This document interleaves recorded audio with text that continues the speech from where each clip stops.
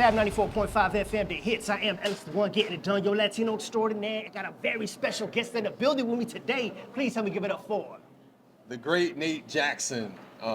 Super grateful for this opportunity to meet my brother here and connect.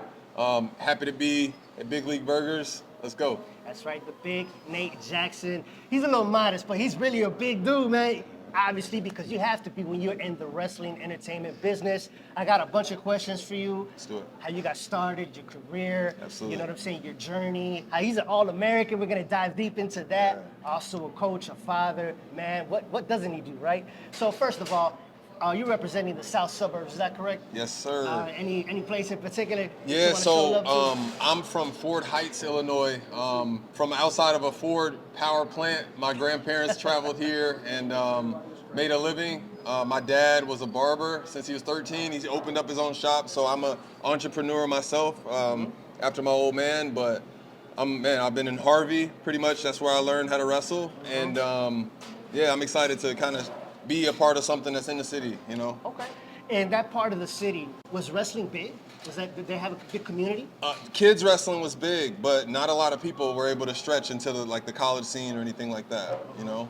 I actually started wrestling in Fort Heights. My dad started a wrestling program. He thought it would be pretty good for the community to have just a place where they can build leadership, build young men and women who were wrestling at the time. Sure. And just learn discipline. Like learning how to fight, you learn discipline real quick. Absolutely. So growing up as a kid, I thought wrestling was like what you see on TV, you know, the guys with the tights jumping up the top rope. And the wrestling that they teach in college and also that they perform at a professional level, like at the Olympics, it's a lot different. Absolutely. Right? So as a kid, I mean, were you hoping to jump up the top rope or were you satisfied? So believe it or not, I've never actually watched, only recently have I been watching the scripted wrestling. Okay. Right? And I have so much respect for those men. Like, you got to be, those men and women, like, you got to be a great athlete to pull off some of those stunts.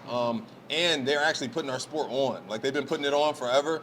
I actually am a part of an organization called RAF, Real American Freestyle, and it's unscripted wrestling, and it's professional, and it's done at a high level. So I'm excited to see that take off to launch people on a new platform. Okay. So when you started like wrestling under your father's wing, Yes. when did you know that you had a gift for wrestling? Man, I had a guy come actually to the program. He was in an NFL. He came to Fort Heights, Illinois, where nobody really came through. There wasn't a lot of stores or anything. Sure. And he told us that we we could be incredible, we could be champions at something. I believed him because I was crazy. I had a little success, and then I went to another program called the Harvey Twisters, which is one of the most storied programs, not only in the state of Illinois, but in the whole country, a kids program. Okay. And then I'm seeing Olympic champions and stuff, man. It's no ceilings, no ceilings. Yeah. That journey took you to Indiana University. Yes. Now you're dealing with some people with talent, with some skills. Sure. What's something that you learned in Indiana University that helped you mold you into the person you are today? Yeah, honestly, man, my first wrestling match, like a real wrestling match, was when my girlfriend at the time, she was 16, I was 17. Right. We were together. She's my wife now, and we got pregnant. So that's my first wrestling match where I was like, yo, what am I supposed to do? Yes. I'm afraid. Maybe I'm not big enough. Maybe I'm not smart enough. Maybe I'm not strong enough. And honestly, man, God carried me through that season of my life. I went to Indiana University with a chip on my shoulder because I had my son. He's named after me, Nate the Third. And man, moments were created there. Like I beat the #1 guy in the country there. I was a 2-time All-American, made the national semis. It was a God journey, and I made it through school, man. But my wife and I, we had 3 kids in college. Wow. So That's it was the biggest it was crazy match. work. Yes, it was crazy yes. work. So that is incredible. Not only are you going through school, you're going through wrestling, you're going through family, you're going through kids. You got a lot on your plate. So Crazy. God is really preparing you for this journey in life. You talked about All-American, not just once, but twice. Yes. Can you talk about that success? What kind of preparation did Nate have to have mentally and physically to achieve that? One thing that my college coach said, and my college coach was a great coach because he was a 4-time national finalist as a college wrestler. So he was always a star, but he was really hard. He was really hard, man. It was trial by fire. So for me, like, one thing he said to me that stuck out was, wherever you are, be there. And at the time that he said it, I was like, man, what do you even talk, like, what does that even mean? But he talked about presence. He talked about just maximizing, like, your time And because I had 3 children in college, like my mind was all over the place. Sometimes I was missing class. Sometimes I was in all different type of places. So I'd be playing catch up. But my coach, his words kind of started to sink in as I matured. And man, dude, that first time I made an All-American, I made the national semis. I should have won that year. Yeah. I didn't win, but that experience told me that, man, I could be unstoppable at this thing. The next year, I had like a whirlwind year, my senior year. I thought I was in line to win it, and then I got injured right after Big Tens. I got injured in the Big Ten semifinals, and had to wrestle on one leg basically at nationals, and I was able to All-American again, which is pretty cool. Wow, with injuries, right? It's crazy. Adversity, That's man. like adversity, man. Well, pressure creates diamonds. It definitely taught him how to be Absolutely. an All-American. So let's change up the questioning just a tad. So you're involved in not only competitive wrestling, but also something that's called freestyle. Yes. Can you describe what freestyle is for the audience? Yeah, so freestyle is Olympic style wrestling. For me, that's where I've had my most success. So I graduated from college as a 2-time All-American, and then I went to New Jersey. I went to college in Indiana. I went to New Jersey, and I coached at Princeton for 7 years. So Princeton University is the most prestigious university undergraduate in the whole world. I'm coaching these brainiacs. I'm learning a lot about wrestling. I continue my wrestling career, but through Olympic style wrestling. So now I'm traveling to Croatia. I'm traveling to Guatemala. I'm traveling on to the Appalachian, the Alps, and I'm going to Egypt. And I've collected over 11 international medals, and I'm a World Cup champion. I'm a 2-time Pan American champion. I'm a U.S. Open champion. World Team Trial champion. Like, I've had a lot of success. It sounds like it, yeah. Yeah, it's been cool. But Olympic style wrestling, man, it's the best. Obviously, you guys know what the Olympics is, and it creates opportunities for us to share our platforms. So being in all those different places, I know the US of A has this style of wrestling. Tell me about the styles in other countries. Is it similar? Does Egypt have a little extra this? Does this Croatia have an extra flavor that's not You're seen smart. in the You're USA? smart, man. Yes, You're okay. smart because it's different everywhere. Yes. For us, we work real hard and we go, but sometimes it can get pretty predictable for our opponents. In Russia, they wrestle a much more loose style, much more athletic style. A lot of things that they do are like duck unders and like really quick exchanges. They have great athleticism. You wrestle guys in Cuba, now they're doing like double legs and they're doing big throws. You wrestle a guy in Belarus, or you wrestle a guy in Iran, they're doing underhooks and overhooks. So it's like everybody has their expertise, but as individuals, we have to choose what ours is. Mine is I'm a marksman, right? So like, Kobe Bryant, he shoots from distance. For me, I shoot from space. I grab 2 legs, I take those guys down, and it's very simple. Well, dealing with all those different styles of wrestling, what has been the most challenging to either defend against or to really attack? Honestly, when you're wrestling against either faith or fear. So you can believe in yourself or you can doubt yourself, because we're wrestling in our own head. For me, I had to learn as a man to shrink that external voice, stop talking about so much, stop telling everybody what I'm doing and what my moves are, and start growing my internal voice, right? So as my internal voice grew and matured, it became easier to wrestle against fear, doubt, and unbelief. And now I kind of, I feel like I can beat anybody. Very good, very good. I have a question, right? Because there's the competitive Nate, and there's also the freestyle Nate. Which one is the funnest Nate to be? And what's the difference between the two? Yeah, I try to be consistent. Some people wear a lot of different hats, Yes. and what I've learned in my time is it's best to have a balanced approach. Right now, we're having a moment where we can speak to each other. Sure. I'm taking this just as seriously as I would take if I was in a practice with somebody drilling. Taking it just as seriously as if I was working with my son or with one of my guys that I work with at home. Yeah. I'm a part of my school. Yes. I have to be there in order to get better in an area. So this is a test. That's a different type of test, and it takes a different type of skill set. But with belief and with experience, you should be able to master it. Perfect, perfect. Let's dive into another hat that you wear. You said you were coaching for how many years again? 7. 7 years. When you're a coach and you see all the different potential, you call them brainiacs, right? Oh, they're It's, smart. it's strategic, They're right? smart Wrestling kids. is strategic more than physical. So talk about what you see in a student. When do you know that they have talent? what kind of advice do you give them? How do you give them different opportunities to improve? Absolutely. So when I graduated from Indiana University, again, those are smart kids as well. I thought that I was going to be coaching those kids, and I got an opportunity from a great individual to coach at Princeton University, and those guys are way more dialed in on what their schedule looks like, what their routines are, and their belief system is way stronger in the things that they've already established. So when you come to them with like new information and new discovery, and you're saying, "Hey, I want you to believe in this," you have to have concrete reasons why you want them to believe in it, because they're dissecting everything. So for me, as a student and as an athlete at the same time, I had to grow. So as I was growing as a coach, I was starting my international career and growing as a competitor.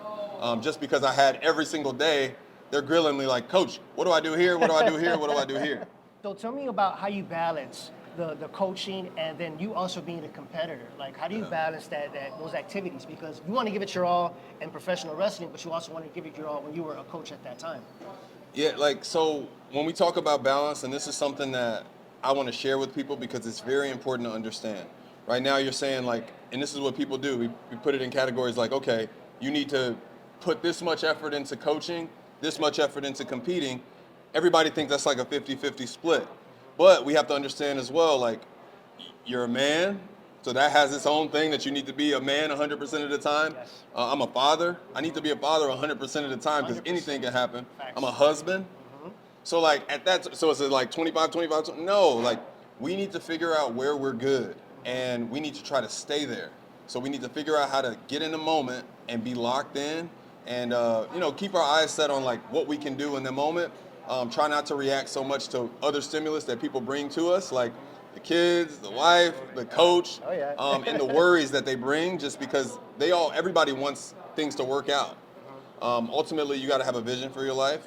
For me, my vision is to win the Olympics in 2028 in LA. Okay, You heard it here so first. You heard it here first. be an Olympic champion, Yes. 2028 in LA. Nate, 2028, like easy. Nate, 2028.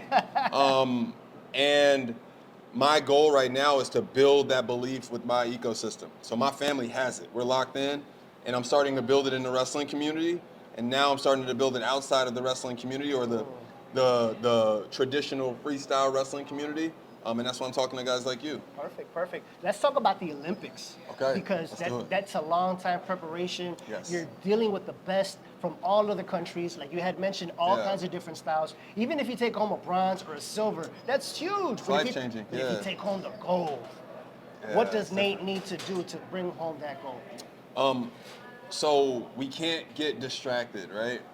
For me, it's easy to get distracted when you're doing a lot of different things if you don't have that clear-cut vision. Right now, being a father, being a husband, those things are my priorities, but I also understand that as a man, I have to have my independent goals. My independent sole focus right now is doing everything I can do to win the Olympics. So that means I have to build up an ecosystem that can push out and produce an Olympic champion. I'm doing that within my school, Varsity School of Wrestling, in New Jersey, but also in Texas and also in Chicago. We got some places where we're starting to hit.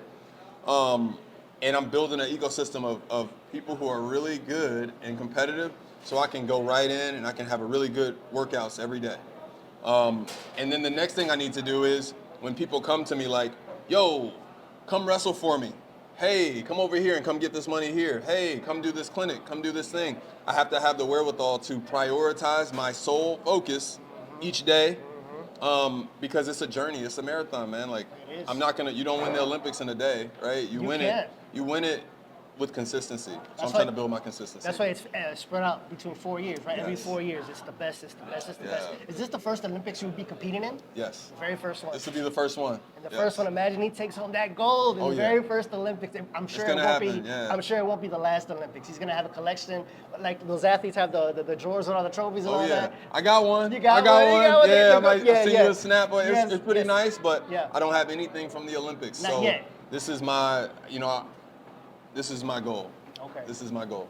So if Nate from today hopped in a time machine and visited 16-year-old Nate when you were first dibbling dabbling in wrestling, what Yeah. advice would you give yourself? I would tell myself to give myself a little bit more grace. we're pretty hard on ourselves, especially as young men. When I was growing up, like I wanted to be the best at everything, and you know, it happens over time. Sometimes you have to fail a lot and you have to learn those skills. So pouting and beating yourself up only makes that process hard. What I tell young men, what I tell older men, what I tell my brother, what I tell my father, what I tell myself is you want to treat yourself like you're responsible for taking care of yourself. Right. And if you were your own parent, how would you parent yourself? Would you just beat yourself up every single time it goes wrong? I would. I know, right? But we're hard on ourselves. Yes. So what's going to be the best way to parent myself in a way that produces good fruit each time there's a negative thing that comes up? So I go and I have a bad performance. I can scold myself and neglect myself for weeks. Yes. Or I can say, hey, this is what you did well. This is what you did bad. This is what you have to cut out. And then I can move forward in the next day. Smart. Yeah. Smart. I love it. So we talked about the Olympics. What else is in the works for Nate Jackson? What can we expect from you in the near future? I think a lot of it is going to go into my community. So Okay. Varsity School of Wrestling is going to just be doing things and more and more active. Yeah. So for me, you'll see me wrestling. RAF is going to be where you see me wrestling for the most part. Internationally is where you're going to see me wrestle, so I can continue to establish myself as an international champion. Yes. And yeah, man, I'm just excited to continue to connect with more people outside the community. I'm excited to see his whole journey in the Olympics. I'm going to be front row watching that, rooting Come on, for man. Nate Jackson. So Come on. where can they follow you on social media if they want to see your journey? The great Nate Jackson, okay? If you follow me on there, if you send me anything on there, I'm very quick to respond. So thank you for your support. Thank you guys for your time with this. I know you guys still have some things you want me to do and whatnot, but that's where you find me, Nate the Great the Great Nate Jackson. Perfect. Any last words for your fans? You're talking directly to them. What can you tell them? Man, God bless you guys. Today is a day that the Lord has made. Let us rejoice and be glad in it. Anything that's holding you down, any type of burden, any type of disease that's mentally weighing you down, depression, anything, give it over to the Lord. Give it over to the Lord. I'm not a religious person. I'm not Christian. I'm not any of these religious denominations, but Jesus Christ is real. He saved my life. And since he saved my life, I've just been watching his miracles. I've been watching him walk through the people who I love. I've been watching him walk in myself. And I see his image in each person. We are the church. Be the church. All day. Thank you so much for this interview. Once again, Nate Jackson. Make sure you follow him all across the board on every social media site. Until next time, this is Fab 94.5. We live at Big League Burgers. Go. Until next time, y'all. Peace. Appreciate you, bro. Thank you.